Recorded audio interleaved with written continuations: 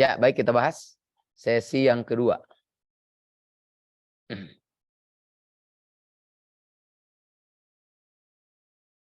Nomor 11 ya.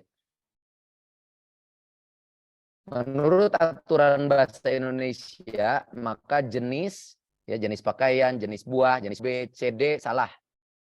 Ya. Karena batik Jogja itu harus huruf kecil semua, batiknya kecil, Jogjanya kecil. Kemudian nama tempat itu harus besar. Eropa itu harus besar. Kalau pasarnya kecil ya, kalau Eropanya besar. Maka jawaban yang tepat untuk soal nomor 11 adalah E ya. Wah, batik Jogja. Nah, batik Jogjanya karena jenis itu kecil. Kecuali nama tempat seperti gunung ya. Kemudian nama lokasi.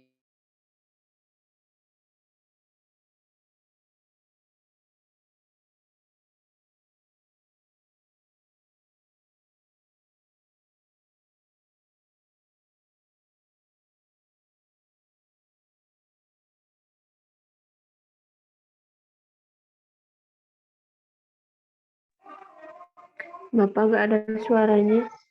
Iya, sama di sini juga nggak ada suara Kak Sandi.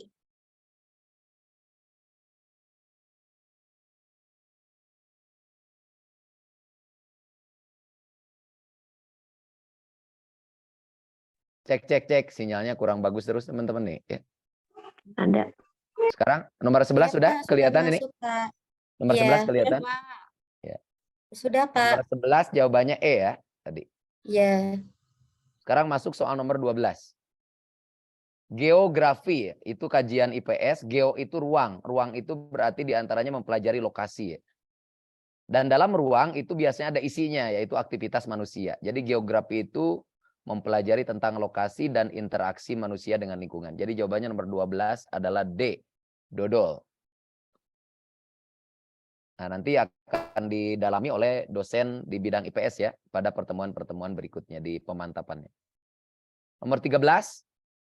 Suatu tindakan yang dianggap baik serta sesuai standar perilaku yang baik dalam kelompok maupun masyarakat disebut dengan moral. Jadi nomor 13 di pendidikan Pancasila dan kewarganegaraan itu disebut dengan moral. Dengan demikian nomor 13 adalah C, cacing. Nomor 14, hak asasi manusia merupakan hak alamiah. Hak alamiah itu berarti datangnya dari Tuhan gitu ya. Berarti dia ada kodrat fitrah. Maka yang jawabannya relevan adalah apa? Hak yang sesuai dengan kodrat manusia sebagai insan yang merdeka. Jadi jawabannya nomor 14 adalah A. Hak dasar. Hak kodrati. Di mana manusia beda dengan yang lainnya berarti dia harus merdeka. Jadi nomor 14 A.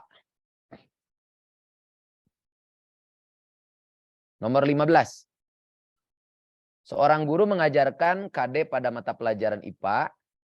3 titik berarti aspek pengetahuan yang diinginkan menjelaskan kompetensinya dan materi pokoknya ciri-ciri hewan mamalia. Maka karena anak SD bernalar induktif harus dimulai dari contoh.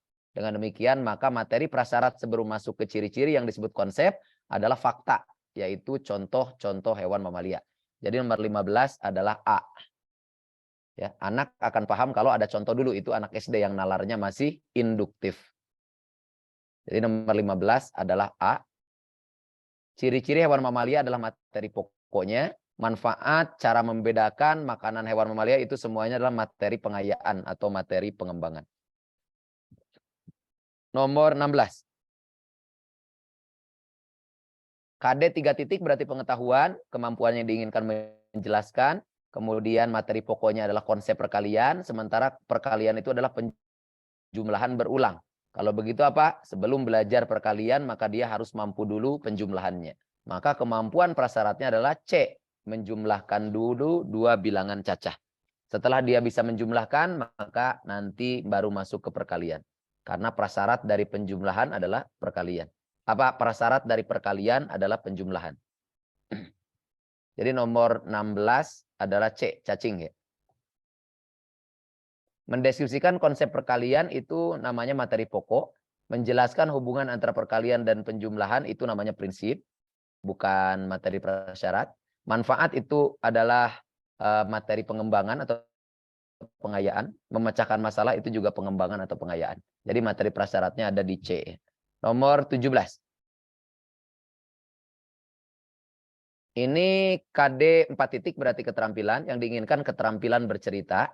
Supaya anak bisa terampil bercerita seperti mimik muka, gaya tubuh, intonasi, volume suara. Ya tentunya dia harus belajar dulu tentang prosedur bercerita yang baik ya.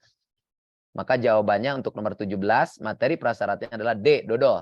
Prosedur bercerita menggunakan bahasa Indonesia yang baik dan benar. Jadi nomor 17 adalah D, dodol. Biografi seorang tokoh itu adalah materi pokoknya. Pengertian biografi itu tidak terlalu penting tentang keterampilan. Nama-nama tokoh pendidikan juga tidak.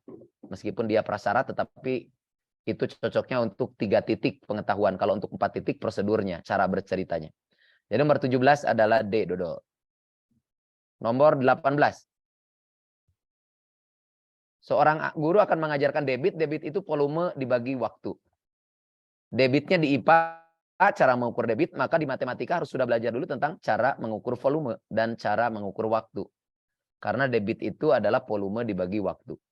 Jadi jawabannya nomor 8 adalah C, cacing. Oke. Nomor 19. Materi yang ada pada KD, karena KD itu pengertian dalam Permendikbud nomor 24 tahun 2016 adalah kemampuan minimal, maka materi yang ada pada KD juga materi minimal.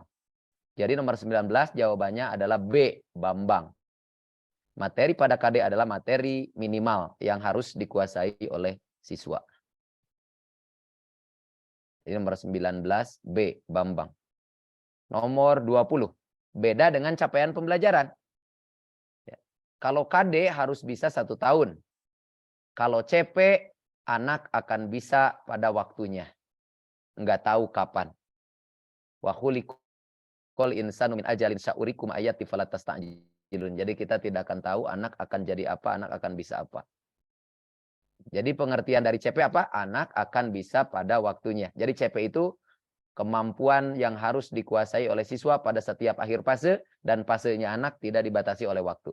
Jadi jawaban yang paling tepat untuk nomor 20 adalah E. Setiap siswa akan dapat menguasai materi tersebut dalam waktu yang beda-beda sesuai dengan modalitas belajarnya, sehingga pembelajaran di kurikulum Merdeka akan berdiferensiasi.